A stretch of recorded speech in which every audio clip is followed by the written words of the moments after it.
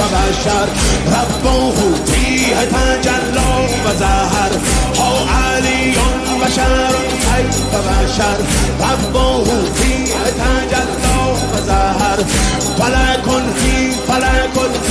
نجوم صدف فيه درر همه در حیرت تو که